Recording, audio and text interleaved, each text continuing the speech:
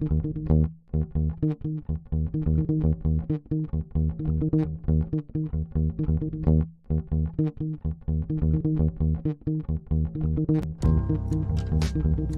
October 2019, Arlington, Texas was chosen to be the home of a new national museum, unlike any other. The National Medal of Honor Museum will be a unique home of military history. The 100,000 square foot museums will house exhibits, archives, and artifacts relating to the 3,500 U.S. troops who have been awarded the medal, the nation's highest honor for valor in combat. The museum will have 31,000 square feet of galleries dedicated to U.S. troops who have received the award. The museum CEO, former Navy SEAL and NASA astronaut Chris Cassidy, said the museum will focus on education as much as preservation. The building will have 5 areas dedicated to Medal of Honor winners from the Army, Marine Corps, Navy, Air Force, and Coast Guard. The main gallery will be located in a central plaza under a 25,000 square foot slab of steel, which will appear to be suspended in midair. It will be supported by 5 pillars. Black Rifle Coffee is a corporate sponsor of the museum, as are the Dallas Cowboys. The museum's board also includes over a dozen major corporations and 6 Medal of Honor recipients, including David Bellavia, Patrick Brady, and Britt Slabinski. Army Staff Sergeant Bellavia was awarded the medal for clearing an entire house by himself on November 10, 2004, as a squad leader in support of Operation Phantom Fury in Fallujah, Iraq. He killed 4 enemy fighters and wounded a 5th in close quarters battle. Army Major General Brady flew and coordinated the evacuation of 51 seriously wounded men during a firefight in Vietnam in January 1968.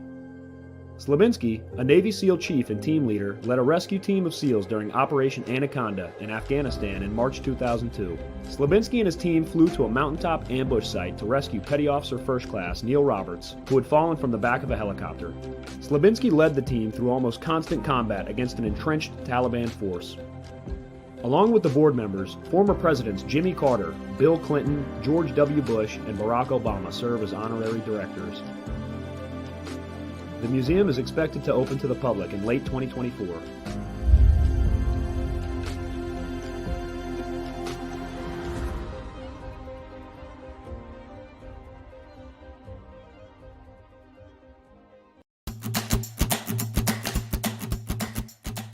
This message is from the U.S. Department of Veterans Affairs. Did you serve in the military? If so, you can obtain a free lifetime pass to more than 2,000 federal recreation sites. These sites are located across more than 400 million acres of public lands, including national parks, wildlife refuges, and forests. The lands host activities to fit any lifestyle: hiking, biking, fishing, camping, and much more. Gold Star families are also eligible for these free lifetime passes. Plus, they cover entrance fees for a driver and all passengers in a car, or up to 3 additional adults at sites that charge per person. Obtaining one is easy. Just go to the National Park Service website, nps.gov, or the National Park Service app.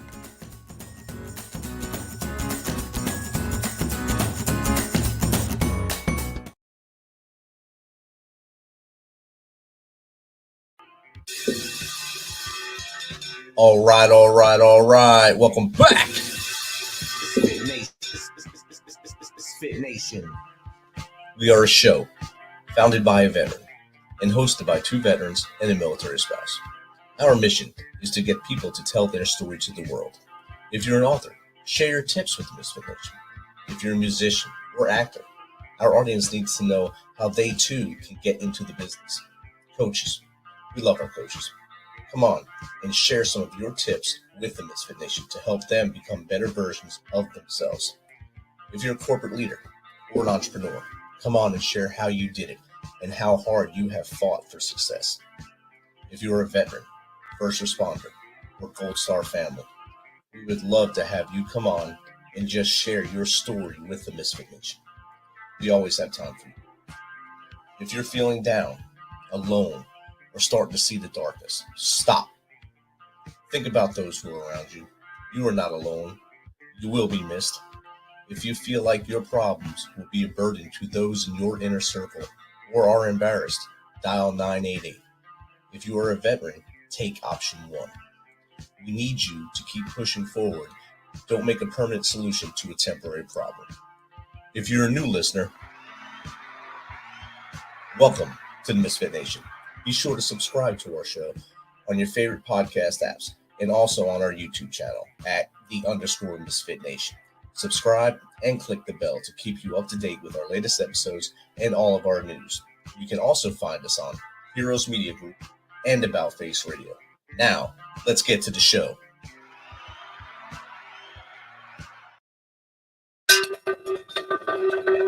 All right. Welcome back to the Misfit Nation. I know you got things you could be doing, like watching the Buffalo Bills and the Kansas City Chiefs play right now in the snow in Buffalo. But thank you for being here tonight. For the last couple shows, we've paid homage to the 2 Navy SEALs that fell off into the ocean, off of Somalia, into the sea off of Somalia last week. Today, they have been their status has been changed from missing to deceased, as the search and rescue effort has been called off and is now a recovery effort. So let's remember them and let's pour a little out for them tonight. Make sure that their families are first and foremost on your minds as we go forward in life. Tonight, we have a warrior. We have an Army veteran. He served 9 years in the Army. He got out of the Army out of the 10th Mountain Division at Fort Drum. He is up there right now. He's also in the snow up there. He loves the snow, obviously. So that's where he is right now. And we're honored to have him on here. If you would remember, about 3 months ago, we had J.R. McIntyre on here. Them two are battle buddies, big friends, and they're going to be friends for life because, that's what we do in the military. We stay friends for life and his family. And tonight, our guest here is going to tell us more about himself, more about his career, and more about what he's doing now as a life coach and other things he's doing now. He's cut from different cloth. So without further ado, let's welcome to the Misfit Nation, U.S. Army veteran and life coach, Quatrell Walker. Welcome, Quatrell. Oh, thanks, man. I appreciate it. Big time, Rich. Appreciate you for having me on. It's great to have this connection, and it's great that JR was our connection to have you come in here. JR was part of our Veterans Week shows. He was one of our live shows that week, so it's great to have him and you now come on here and share stories of your time in Afghanistan and Iraq and what went on with you there and how you got to where we are now. Yeah. So, I know it's a long story. It's crazy because, everybody's got their ways of why they joined in the service. I mean, mine specifically was I was a knucklehead at the time. You know what I mean? I'll be quite honest, and staying around in the same crowds of folks, was not leading down to the right path. So anytime you got to get a waiver to go in to the Army, you already know you got some issues. So yeah, that's where I stood at from the first standpoint. But I got in and went down to 30th AG. Thankfully, my recruiter, talked to the powers that be, and the judge and everybody blessed off on me and said, okay, make something better for yourself. And I was 100% on board at that time. So like I said, I went down to Benning, 30th AG, which is in Georgia, and started my basic training there. And I almost, had that mentality. I almost didn't even make it down to the line unit. So at the reception, it was crazy. At the reception hall, it wasn't about fighting or whatnot. I'm an entrepreneur, so I'm always looking at ways to I can make money. And at that time, you really don't have any funds in your account or whatnot. And they limit your abilities on what you're able to do, because that's where the conditioning process starts. I mean, whether you like to see fit or not, it's an institution. So they got to get you institutionalized and build you into what, they want you to be, which is a warrior, a fighter. And at the time, coming out, being a knucklehead, I still was like, had that mentality and that mindset. I'm trying to still get paid. They're not, giving me the money that I'm looking for. So I was called the candy caper, man. We went down to, that was bold move, man. I mean, we paid off the fire guards and we went down on our PTs, had our little laundry bags to Walmart. And we loaded up our bags full of candy bars, king size, Kit Kat, Snickers. I mean, you name it, because candy was a hot commodity. You couldn't get any of that. That's right. So, keep a long story short, man, the word got out. People got a little salty in the Bay pretty much, because they knew what time it was. And here come the instructors come over. Next thing you know, I'm standing in front of the red carpet, talking to the captain. And he's like, what are you guys doing? So he kind of laid it out. He's like, you guys are here to make a change. And I was like, all right, it's time. So, to get right on the get right program. And from there on afterwards, man, I went down to line unit. I was already an athlete. So, I mean, PT wasn't a thing. I mean, you can't really smoke a rock, And You so can, but not legally. let's say I was conditioned. Yeah. So I didn't have a problem with it, And I came out to be platoon leader. And lo and behold, I had real good test scores, extended PT scale, all that good stuff, expert shooter, all that kind of good stuff. And I was selected. We all, after graduation, pretty much before graduation, actually, we had the old guard come down, 3rd U.S. Infantry. And those guys came down and they did interviews with us all. And I got selected. So, got selected to go to the ceremonial escort to the president. I mean, 30th AG is creme de la creme. I mean, I didn't even consider it like a real job at the time, what we were doing, But that's when things really started to open my eyes to what the Army could be for me at the time. I worked at Quatrell platoon with horses for, I'd say, 2.5 years or so. Fixed and fabricated all the leather, textiles, and harnesses. So everything that they had for Bush's inauguration at that time and that duration, we basically made by hand for all those horses. So it was a really great experience. That led me down the pipeline after they recycled the soldiers. So after that, I went down to Germany. So I was at Schweinfurt, 17 FA. And as soon as we got there, basically we were already ready to go. They were like, yeah, DCUs, you guys got to get your DCUs. So once they start talking that, you're like, oh man, here we go. It's legit. We going to play in the sandbox. So a young kid at the time, not playing, games on Nintendo or PlayStation or whatnot. It's real life now, So you get that little gut feeling, real gut check, and then you surround yourself with your brothers that that's feeling the same type of emotions and things, and you work yourself through it. So at the time, we when we were down there, this is 2004, 2005. We were securing elections.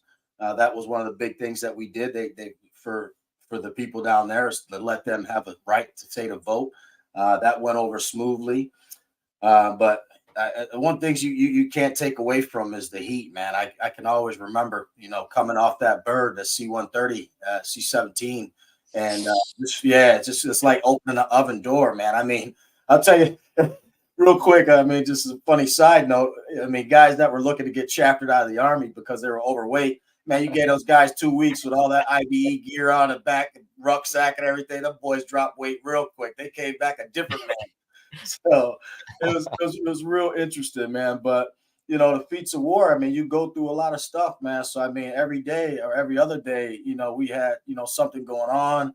At the time, they were starting to ramp up, V beds. I mean, the IEDs were there, but EOD was doing their job, so they ramped everything up for the vehicle-borne IEDs, and that's when things started really getting hairy, scary. Because that's nothing really to play with. I mean, once something happens like that, you might not come back. Fortunately for me, our convoy was hit with an IED, and I just don't think that they planted it in the ground properly. So it knocked me down in our Humvee and could give me a concuss me. They assessed everything in the area to make sure everything was going on. I got all this adrenaline pumping through me. They pulled me up out the back of the Humvee. And I'm like, there's 2 middle-aged men standing right there. Let's engage. Let's do something. I just got blown up here. I'm ready to do something. Let's retaliate. Help me out.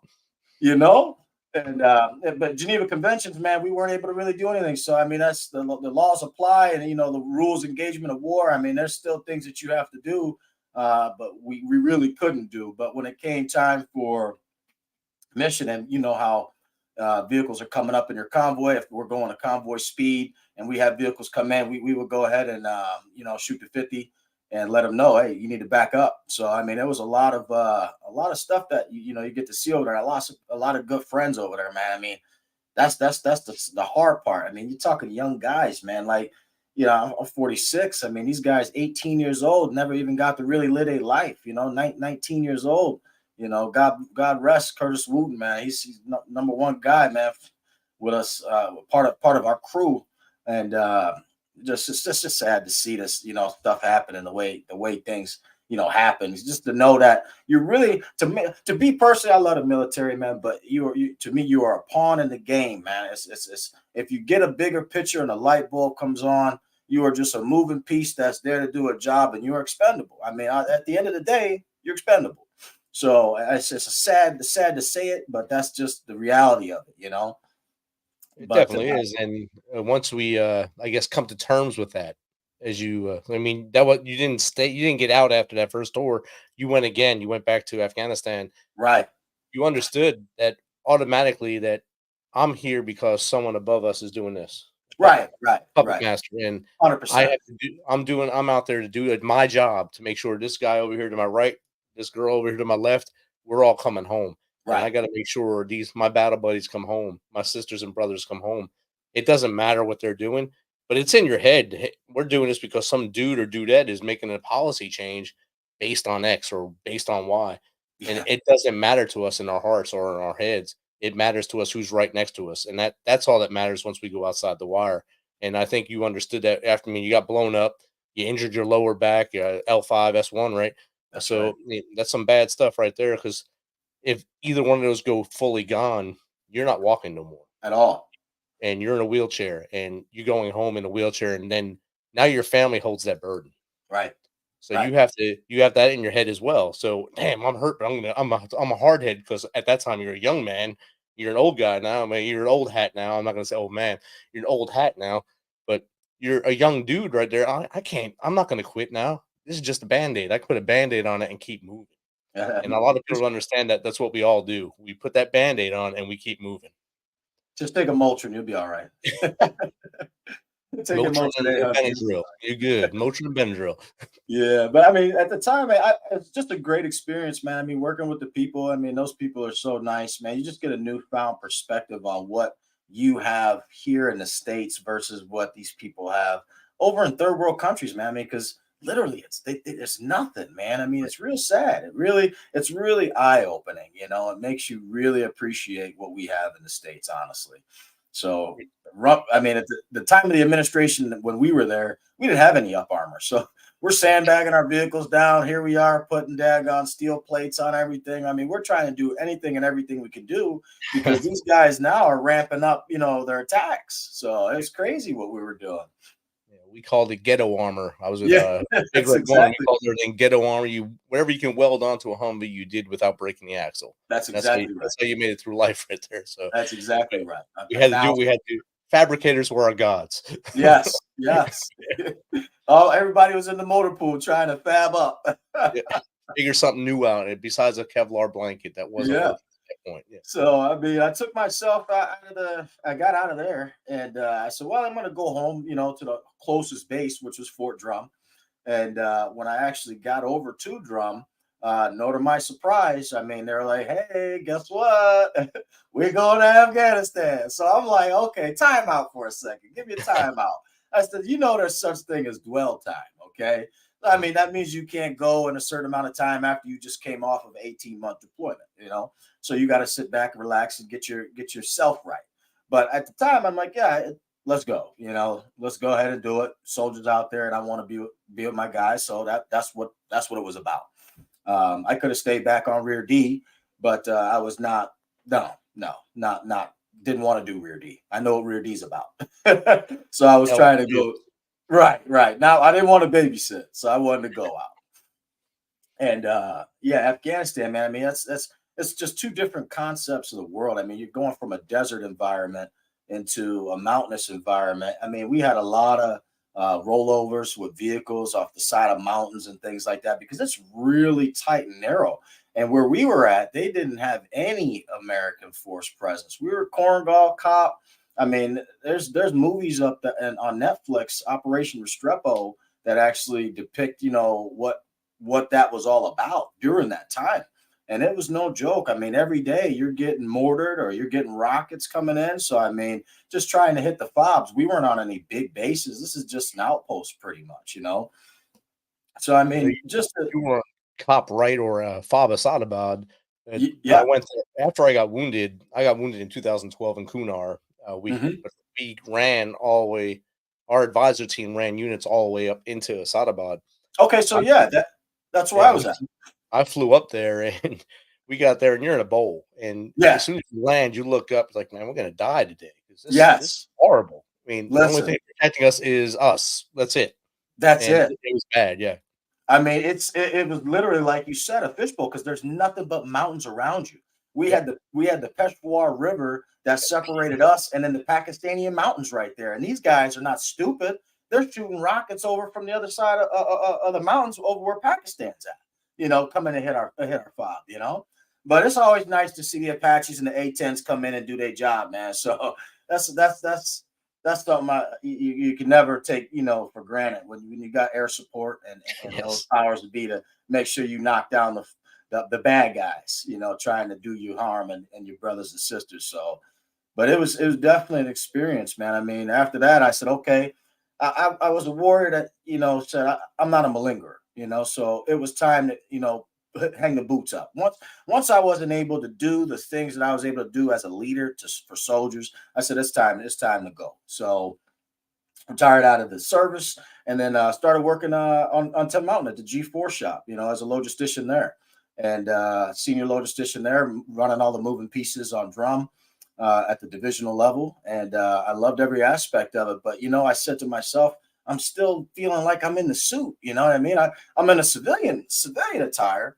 However, it still feels as if I'm in a suit just because you still have those RFIs and those due outs to the powers to be. And I'm thinking to myself, I'm like, hey, it's 5 o'clock. I'm out, as a civilian, but they're like, nah, we got to get this project done. I'm like, nah, I got a family to go take care of, right? Yeah. It don't work like that anymore. So that's why I became a civilian. But it was a bigger calling for me, man. I mean, I just to say that I wanted to, stop working for somebody and doing those type of things. It wasn't on the tip of my tongue to even think about doing that. I was in the mindset of, okay, I'm gonna go ahead, ride this federal job out and for another, 15 or 10 years or whatever the case may be, and then retire that. But the grass is green on the other side. I mean, I literally at the time had worked myself out of work. So with working on my passion, which was cars. And once the jobs and things started coming in and started to bring itself to fruition, that's when I said, okay, the light bulb came on. I'm starting to lose money by coming to this job. And came home, told the wife, she was like, what you doing? You crazy? La, la, la, la. But the only person that's going to believe in you is yourself. And I already saw what was the writing on the wall would be. And from this day on, I mean, we talking 10 years later, we still up and running. So within that time period, I had taught and coached and mentored 4 different individuals. And each one of those guys right now, I mean, it's safe to say they're making 6 figures and they're doing well for themselves. I still chop it up and talk to them every day. For the most part, whenever they need something, they just call me up and I'll answer those questions. So that's when I said, okay, I might have to take this a step further and go into the leadership role and really start to dive into finding out people's passions in life. What's their true innate gift? What are they good at? Because we're all good at something. We just all cut from a different cloth. And that's where that came from. I mean, it's up to you to weave that cloth together and find your dream and build that quilt, build what you want out of it. So out of life. And once you're able to find that, there's no turning back. I mean, you doing the podcast show, you love doing what you're doing. You can see it. You know what I mean? It's not work for you. So once people are able to find out what it is they're truly gifted at and then put their time and devotion into what it is they're good at, man, it's game over. So I help people now try to find that success by holding classes and seminars and going over different things, even going and giving motivational speeches and talks, just like we chopping it up now, tell them a little bit about my life story so they can get some inspiration from that and build upon that. Definitely. I mean, you started out in New York, upstate New York, there, Rochester, in cold land there. I mean, I'm just south of there in Jersey City, New Jersey. We didn't get the snow like you did there, even though we're in the same northeastern region. You guys get hammered there, and we both leave. We wind up in the South, the deep South. You went to Benning, I went to Fort McClellan, Alabama. Totally different worlds. To go to basic training, AIT, then find our job, and then wind up in a country where the heat is just atrocious. Oh, It's I mean, you like you said earlier, you get off the plane and you feel your lungs burn as soon as you oh, get off the plane. Like, God, what did I do wrong? What did I do to get here? But then when you're out there in the valley, up in the Korengal Valley, and you look up and you see that A-10, you see they're doing God's work for you. yes, They're doing God's work for you, and they're gonna get you home. But then you were able to take that switch, and say, "Look, I know I'm done, and I need to help others." right, You went the logistician route, but you still loved cars. right. I'm gonna get in that world. I'm gonna find my passion, find that happiness, and Hmm. keep moving forward. And like you said, that's what we need to do. Find what makes us tick. Find what makes us happy. Find that purpose in life, and that's going to help us, and help us help others. That's right.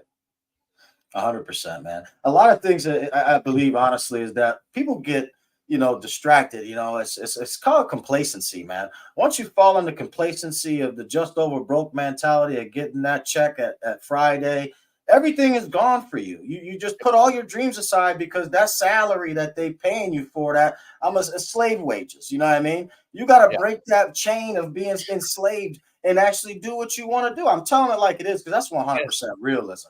I mean, people are like, oh, you can't say that. Well, it's the truth. I mean, honestly, you just put your value at 60K for what they're going to pay you for your salary at, but you're worth way more than that if you just dig deep into yourself and find out what it is that you're gifted at. Because there's a marketplace in this world for everything and anything. Look how many people we have, 5 billion people, something like that, 6, 7 billion people on the planet. Listen, I'm not trying to cater to everybody, nor do I need to cater to everybody. I'm not in the business for everybody. But that small percentage, that half a fraction, I don't need a full percent out of 5 to 6 billion people. You just give me a half a fraction of that, and I'm Gucci all day. That's it. That's all you need.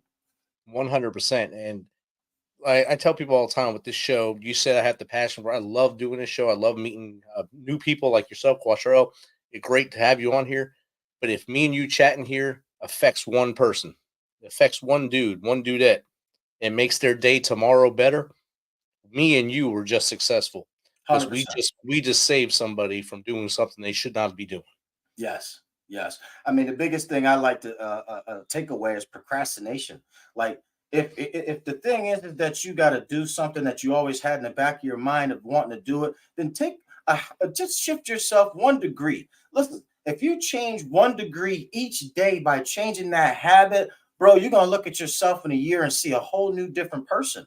You're gonna start welcoming new things into your life that were not once before. So I mean, you just got to be able to make the change, the habit. I mean, not a resolution of going to the gym, at New Year's, I'm going to do this and do that. And then 2, 3 weeks later, life happens. You come up with excuses to why your ass ain't going to the gym no more. Exactly. Okay. So you really need to get in the mindset and shift that thought process and indulge yourself into what it is that you really want. I mean, a lot of people, if you write it down, man, write it down. The best thing to do is hold yourself accountable. How are you going to, Rich, how are you going to be able to hold others accountable if you're not accountable for what you're saying you're supposed to be doing? Okay. I mean, Exactly. let's be real here. You look at yourself every day in the mirror, the man and the woman in the mirror, and you got to tell yourself, I am. I use those powerful words of I am going to be great today. I am beautiful. I am blessed. I am whatever it is that's in there. Say it out loud. Bring it to fruition off your tongue. So now you have to hold yourself accountable for those actions that you just spoke.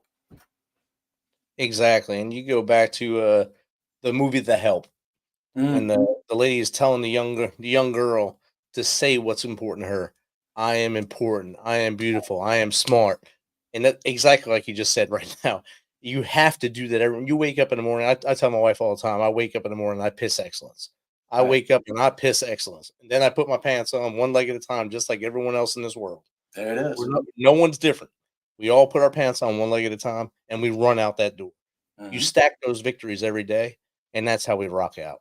That's it, man. I mean, that's it. You can either start your day off great or you can start your day off bad.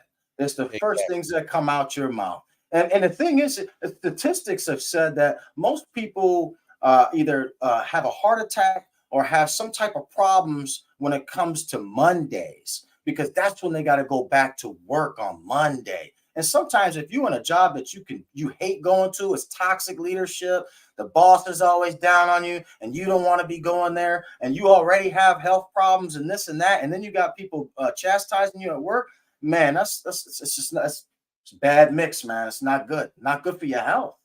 Definitely. And that goes back to what you said earlier. If you don't have a passion for what you're doing every day, it's going to eat at that heart. It's going to make you angry when you wake up in the morning. I don't want to have that discipline to get up. I don't want to do this. So it all goes hand in hand. If you are positive, for me, my day job, it's amazing. I get to work with Jake, who's in the chat right now. He's our resident redneck out here on the show. Me and him get out there and get trained soldiers every day. Every day we get to train soldiers, and that is amazing. But like you said earlier, we get to go home at night. We get to go home at night. We don't have to stay out there in the woods. We can go out there, train them, and come home at night and know that we affected this next generation. That helps us both exponentially. It just makes our days, our lives better. Yeah. Yeah. The biggest impact right now, I think, is on the youth, man, nowadays. I mean, it's crazy, man. It's just, back in our times, we didn't have the cell phones and the things that we have nowadays is causing so much distraction.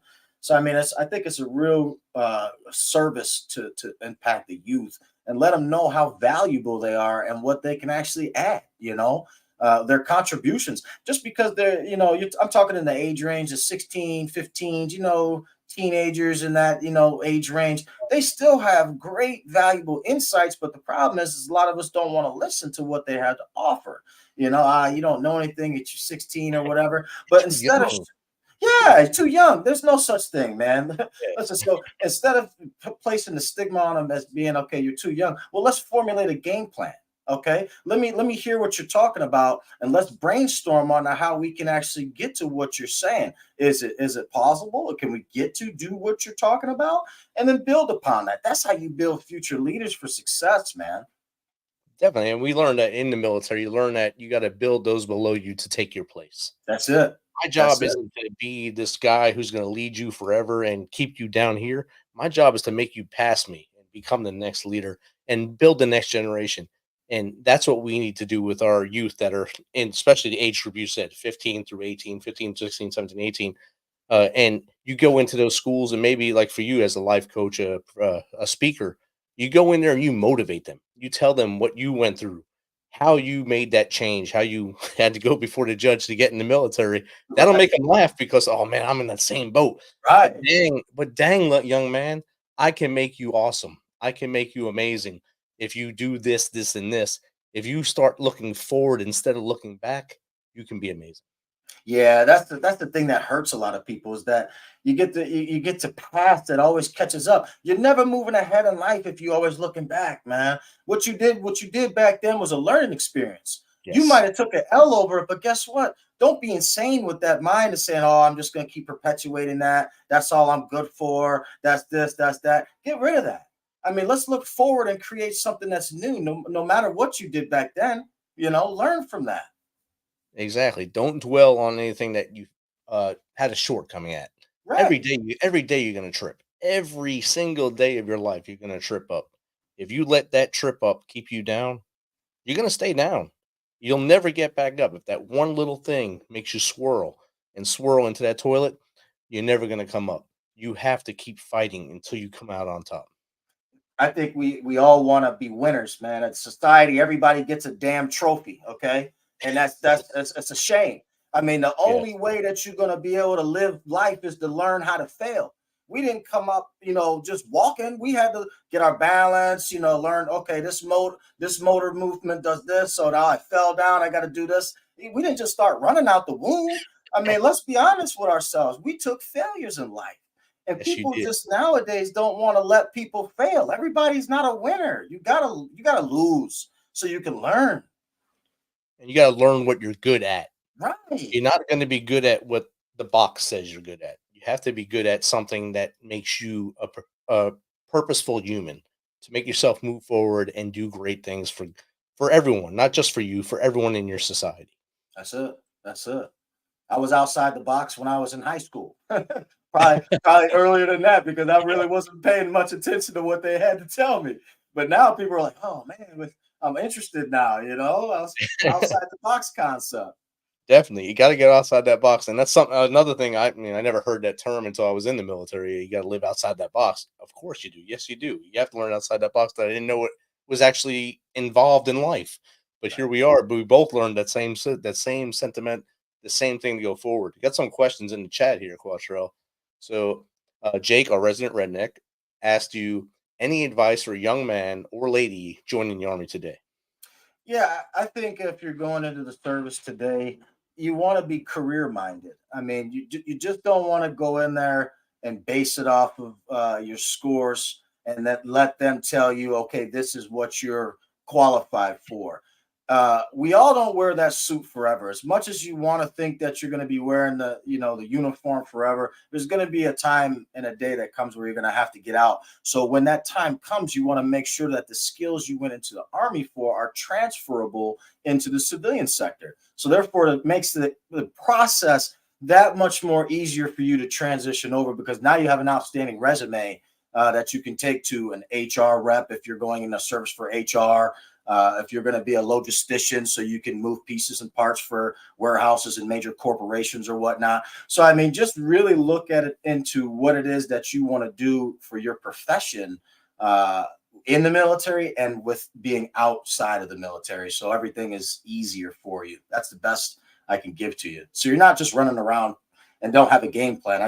Sometimes I see these guys that are, mortarmen or EOD and, these guys that have these jobs in there, and then they get out and they're like, well, what can I do? It's a lot harder to find those type of jobs. They're not really out there the way that you may think.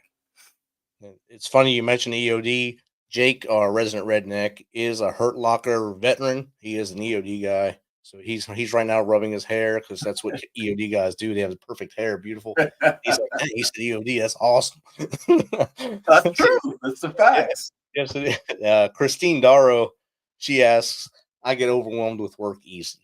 What are some ways to prevent feeling overwhelmed? Any self-care tips that can help? I mean, to get yourself to be not overwhelmed, it's almost like anxiety. I mean, when you take on too much, that's when you feel that way. So I would limit what you have on your plate and then focus and prioritize what's the most important thing that you should be taking care of. Maybe 3 or 5 things, if that.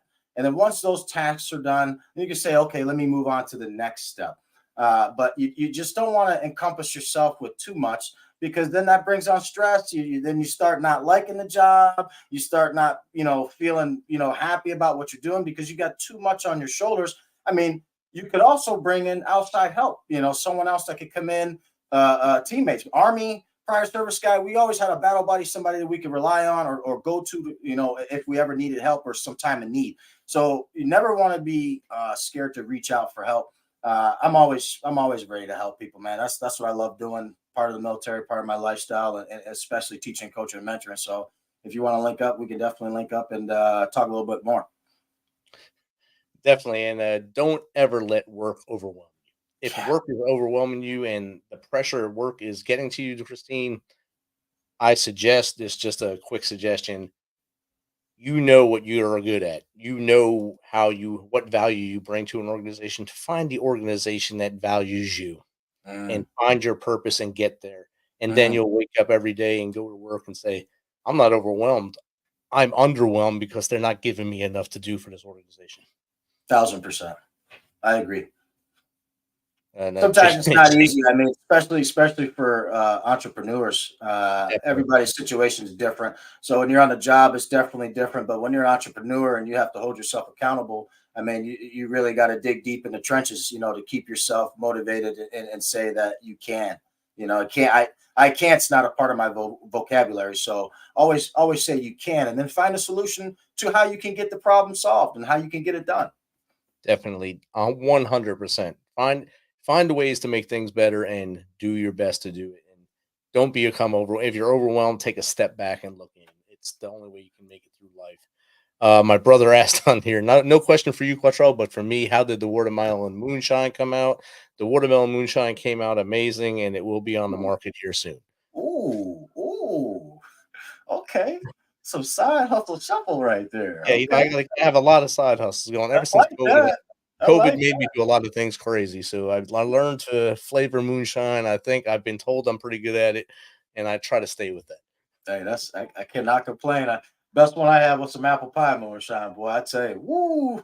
I can make that for you as well. Next time I come up that way to see my dad, I'll meet up with you about halfway there. I'm not going into the snow drifts, but I'll meet you up there. Get out of the snow belt. Huh? Yeah, I don't want to go all the way in the snow belt. Even though I got a Jeep, I don't want to go up in there with that and wind up stuck up there and not be able to get back here to beautiful God's country here in Tennessee. Yeah, it's funny you say New Jersey because I was down in Monmouth County. I used to live down in Long Branch for a little while when I was young, and we went from there, and then we went over to Freehold. Okay. Stayed in Freehold for a little while. My dad was Eastman Kodak, so Eastman's in Rochester, the headquarters. So then they moved him up there, being in the executive position, and here we are, still in Rochester. But Watertown for me. My mother's still alive and well.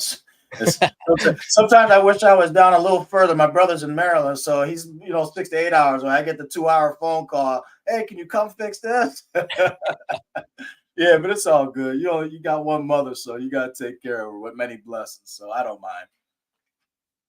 Jake said, I am really good at moonshine making, so he's happy with that. And he also said that he sees me and him winding up near you at Fort Drum training this summer so we can hook up live and in person up there. Yeah, 1,000%, man. That'd be awesome. I mean, like-minded individuals, especially in the crafts that we're in the industry, for sure, man. I love it. That's outstanding. So, Q, we've talked about a lot of stuff of your life, your career. I mean, you knew as a young man, you were making some bad mistakes. We all did that at our age at that time. We did things we thought were awesome, but they were definitely mistakes. And we had to overcome them. Then you went in the military. You learned a whole new set of skills, whole new set of ways of thinking. Now you're on your own out there. What's some advice you would give that young man and woman now as they are going through that roller coaster that we call life? How do they go through that? I tell you honestly, is that reading and learning. I mean, I love reading, man. I'll be on my books all the time. This John C. Maxwell, 21 Laws of Leadership. I've got some other books, man, that I read on too. But anytime when you're learning, you're earning. So when you stop learning, I mean, you're in a stagnant lifestyle, you're not progressing in life. So we are all put here for purposes. And if you just stay on that line, the baseline, and just keep doing what you're doing, you're kind of being selfish, So it's always good to stay learning. So that's one of the biggest things that I'm on. I mean, going to school, it doesn't have to be reading, but I like to read, keep my mind going. I like to also write, man. Writing is another critical thing. So, Nicholas Tesla, 369 type stuff. So, I mean, affirmations are big. I mean, positive and negative, we're all energy, we're all frequencies, man. I mean, if you can understand and dive into that, I mean, how do you shock yourself when you're in the wintertime with your carpet and stuff? You get shocked. That's current. It's electricity. So if you can understand that, you can really use that knowledge to your power if you know how to use it properly. I'll give you a real quick synopsis of what I mean. When you talk about somebody and you're like, hey, Rob, remember old Johnny back in the day, blase, blah, boopity bop, and you guys are just chopping it up about Johnny. Well, lo and behold, that frequency is already in the universe. It's the law. It's the code. Whether it's positive or negative, Johnny's going to either hit you up on Facebook or whatever it may be, or you might even just bump into him. So how does that even happen? And then you get in the conversation with Johnny. Oh, I was just talking about you last week with so-and-so, with Rob, blah, blah, blah, and then now you made that instant connection. Well, you already spoke it out into the universe. So that's why I always say, man, try to keep positive, man, and never talk negative about people. Always try to keep, positive thoughts and reaffirm yourself that you are great, man. You got big things to do. That's life. We here to learn. Every day is a life learned lesson. Yes, 100%. You are important. Remember that every day when you wake up in the morning, look in that mirror and say, I am important. And that'll help you get through that day so much better, no matter what the Joneses are saying outside there, or whoever to your right and left is saying some craziness. You are important, and that's what matters. If you can keep that in your head, your feet will keep moving forward, and you'll stay with the light and stay out of the darkness. It's easy, Rich. I'm gonna tell you, it's real easy to get caught up because every time you turn a TV on, it's always negative. I mean, you look at the news, it's negative, always negative frequency, negative vibes.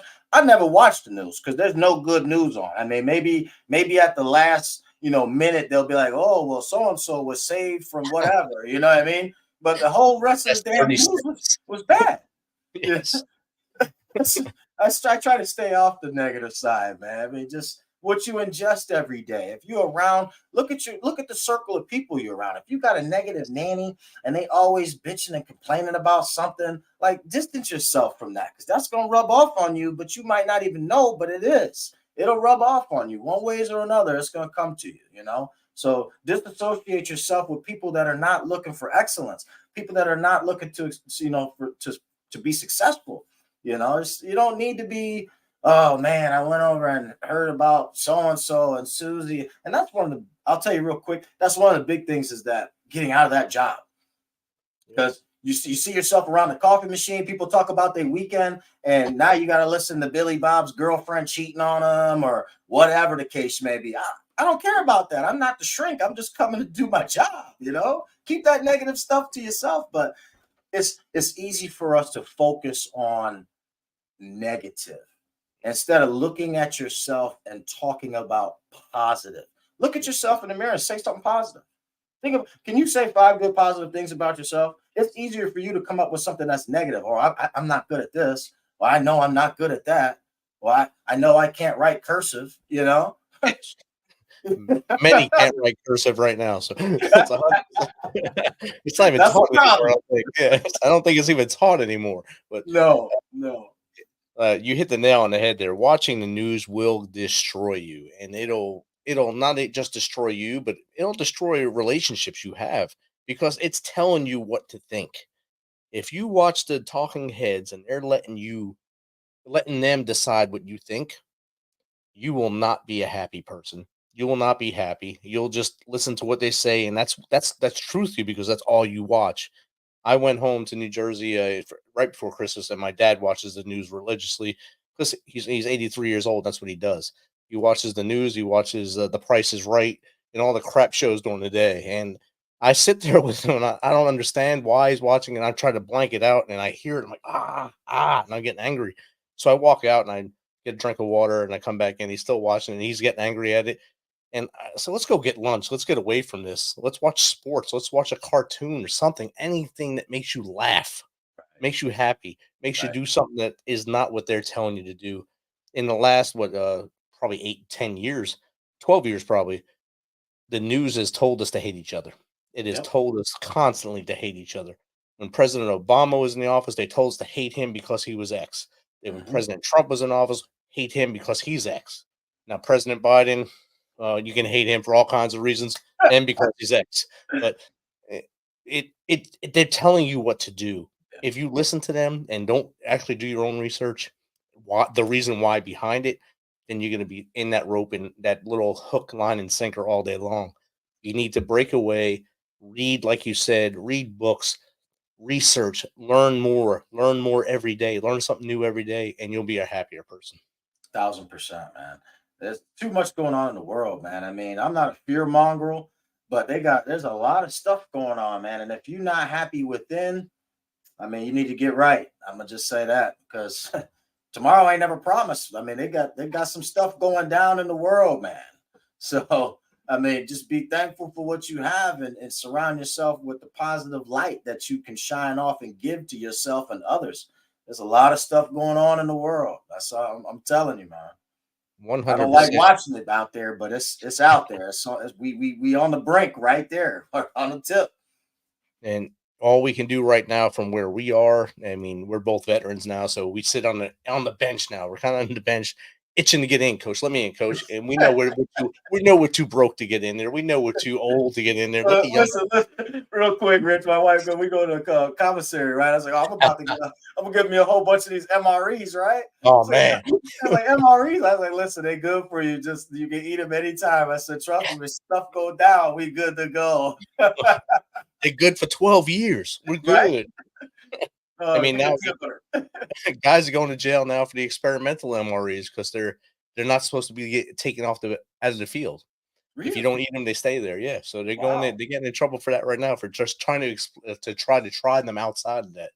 And I mean, they say they're much better now. I look at them eating them. I can feel my stomach hardening up and running to that porta potty over there. So I know what goes on with that bag right there. I understand what you're going through, brother. But please don't try to hand me that again. I'll take the Skittles. I'll take the M&Ms because I mean, somehow they last 12 years too. But we'll take them as well.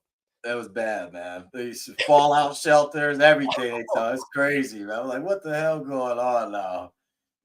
I mean, it comes to the point you got to think to yourself, if we're gonna get ourselves to this place, just go ahead and do what y'all got to do. I'm gonna be better off in a better place, man. Yes. We just start over and hit the reset button and just see where I come reincarnate to. You know what I mean? Let me see where I respawn. That's it. That's what the kids understand. Respawn. That's what they understand. So we're playing a video game. We can respawn, and everything will be all right tomorrow. That's it. Quatrell, this has been great chatting with you. Yeah. Man. How does anyone in my audience or anyone who kind of stumbles upon us get in touch with you, find out more about Quatrell, how to get you in their I guess their corporate arena to give them a good motivational speech, or how to coach them? Yeah, I mean, you can check me out. I have my website, outsidetheparadigm.com. I'm definitely outside the box, mentality, and I speak it as it is, man. I mean, I'm not going to hold it back, sugarcoat it. You get true feelings of motivation and empowerment. So outside of the box, outside the paradigm. You can also hit me up at 315-965-3030. So 315 area code 965-3030. And the biggest thing is you're going to get me. It's not a handoff. I'm a people person. So I want to talk to you, make sure that we're a great fit, make sure that what you're looking for, I can bring that to the table and we can expand upon that and actually get you to that next level of success in your life. So 1000%, hit me at the website, outsidetheparadigm.com. Reach out to me, 315-965-3030. I'm also on a Facebook page. You can hit me at Living Outside the Paradigm on my Facebook as well as Instagram. So it's Living Outside the Paradigm. And let's go ahead and get you out of the box, man. Get you out the circle. So, I mean, everybody's got something for someone, and I just might have something for you. Outstanding. Quatrell, thank you for hanging out tonight. This is an amazing, great chat. I didn't realize we went 50 minits that quick. We were just chatting like we were still in Assadabad together. Yeah, thanks. Dodging mortars and such. Great time chatting with you. I'm probably going to email you again to have you come on to the Tip of the Spear show that I do with a bunch of other veterans to come on and chat with us. Yeah, 100%. It's once a month. We'll get you on there as well. Sweet. Thanks again, brother, for coming on. And I look forward to seeing great things you're doing in the future. Absolutely, Rich. Hey, thank you for having me. It's a pleasure and many blessings, man. Not only just to you, but all your watchers and viewers and followers out there too, man. So stay linked up with Rich on the show, MisFitNation Show, and be sure to hit me up, man. Appreciate y'all. Thanks, brother. For every veteran, there is a story about a calling to serve, to fight for the freedoms of the American people. And every story has a struggle, a sacrifice, and invisible wounds. Warrior Watts programs help veterans recover from PTSD and invisible wounds through exercise, nutrition, and connecting with other veteran leaders. It is estimated that 22 veterans die each day by suicide, and another 30 veterans die each day by substance abuse. These are preventable deaths. Warrior Watt is committed to fighting PTSD through fitness, nutrition, and community.